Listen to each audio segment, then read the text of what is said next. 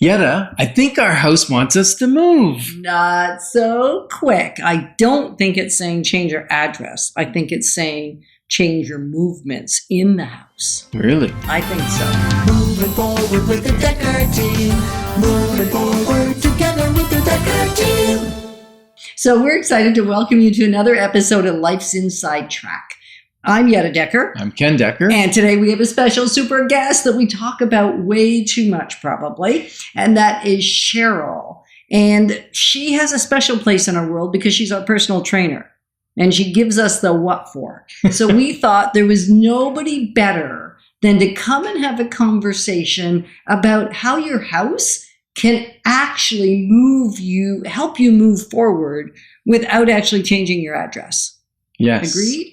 And so we're going to share tactics, techniques, thoughts, tips, and tools that we all need. We all deserve. You, I, everyone. So we get to turn our house into home, our families thrive, and we live our best life possible.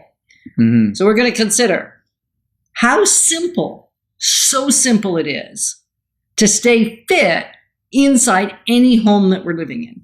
Mm. And I know people are going, no, I need the gym. Why maybe do they not need the gym, Cheryl? The gym has changed. Everything's changed since COVID.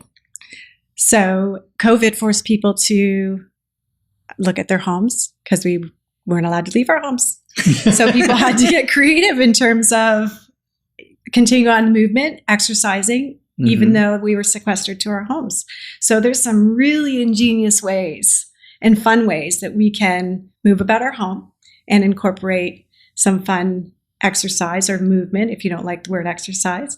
Well, why would you say that, Cheryl? Right here, right now. I like the word movement because it is. It's really about how can we move our bodies more through our day, as opposed to exercise has a particular connotation to it that's a lot of people really do. It doesn't resonate for them. It doesn't. Right. And for other people, it resonates big time. Exactly. So we're not saying that if you're an exercise junkie, we don't resonate with you. We still will. And Cheryl knows that exercise isn't my favorite word just because I was an awkward kid. So anything that was physical fitness in nature, I saw as my enemy. And so it's been really hard to readjust my thinking, whereas movement, I always wanted to stay active in movement. I just didn't need to connect it to exercise. So some people get major adrenaline rush and major endorphins from exercising, and you can keep using that word. And what Cheryl's been saying to us all along, and even before COVID, this was true, that our home was as effective. But I think because the numbers have not returned to gym attendance as they were before. That's right. And my son still goes to the gym regularly. He needs that environment, that structure that moves him forward, that helps him. And if that's you, that's fantastic. Well, he's lifting heavy weights. It's a different kind of movement or exercise. It's a purposeful. Rather than being functionally fit, right? That you can be fit at home. And many times, Cheryl, clients call us and they go, oh, but I need a different house. I need to be able to have a gym in it, or I need this or that, or I need to be close to this sports center or something, which is fine, especially depending on if they're very, very active. But for the average person, I think the home has everything they need, right? Absolutely. What do you need to get started? If you have stairs, if you have a counter, chairs, a bed, anything that has, an elevated level to it, a floor, we can do absolutely anything and everything. You have a body, we can lift and push and pull our own bodies. So we can do everything we would need to do in our home, which is convenient. There's a time-saving factor there as well, which a lot of people, that's a big thing now. Everyone's busy. So, number one excuse I hear from people in terms of why they aren't able to commit to a consistent exercise or movement program is I don't have time. So I kibosh that right at the knees.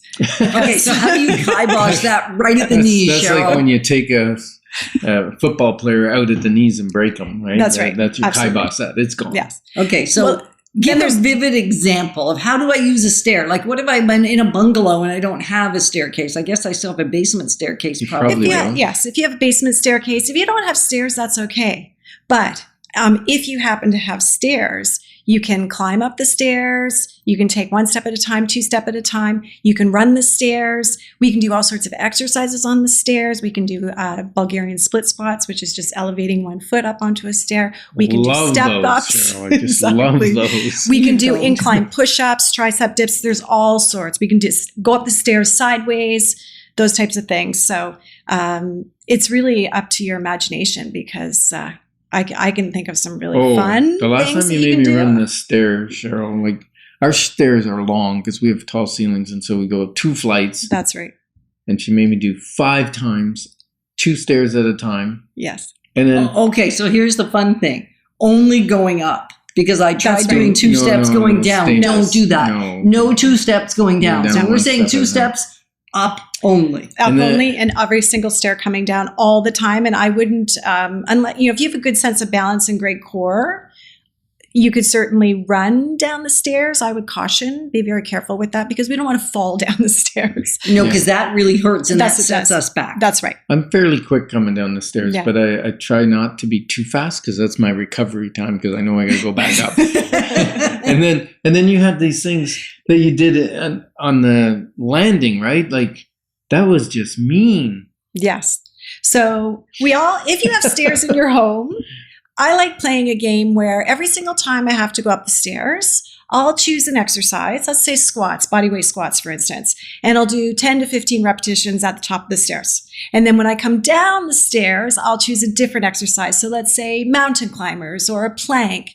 So you can make it fun. And kids love this too. Why not get them involved? It's great role modeling to show them how important it is to move as well. You choose different exercises. And each time you go up the stairs, you do, 10, 15 reps. And then every time you come down the stairs, 10, 15 reps. And it's amazing how that adds up throughout your day. So what's awesome about that is, as opposed to saying, Ken, I want you to do 5 sets of 15 reps in a row. And not just of one exercise, but we're going to do 8 or 9 exercises. Yeah. That's very cumbersome and it can be overwhelming for people. So it's nice to break it up through your day, and you'll be surprised and really proud of yourself in terms of how much you get in just by breaking it up into these small little segments. And how does it still affect your body? Because, we've heard you need to get your cardio up, you need to this, you need to that. So when you break it up, what is the impact on our body? Exercise is cumulative. It does not have to be at one time. I think what it does is it lends itself for people to be more successful. My mantra is, let's make it so ridiculously simple that you have no choice but to be successful. Right? So if we can get people to look at these small little things, they're more apt to say, you know what, I can add that in. I go up the stairs. I can add in something small. And I think you mentioned to me, and I've been attempting to do it, calf raises while I brush my teeth. That's right. 1 minute on one side, 1 foot, and then, or leg or whatever, and then 1 minute on the other, because then I know I've done what I need to do in terms of I'm double dipping my time. So That's it's not right. taking any extra time. No, and I call that habit stacking. I think that's fantastic. Partner it with something you're currently doing that's a habitual pattern of behavior for you. So when you're in the shower, I actually will do my calf raises and stretches and different things while I'm in the shower. Or every time I'm brushing my teeth, I have particular exercises to do while I'm brushing my teeth. You're standing there anyways, so let's capitalize. When you're at the counter, in your kitchen, washing dishes, there's things you can do at the same time. What's a Just be simple careful. thing that you can do while you're just simple at the sink? You could do your calf raises here. You could do Okay. some squats. You could do, some plie squats. Perfect. Okay. So my question to you is, what daily movement can you start to do today? So we're the Decker team, and we love positioning you to build wealth wisely because it's about much more than just money. Moving forward with the Decker team. Moving forward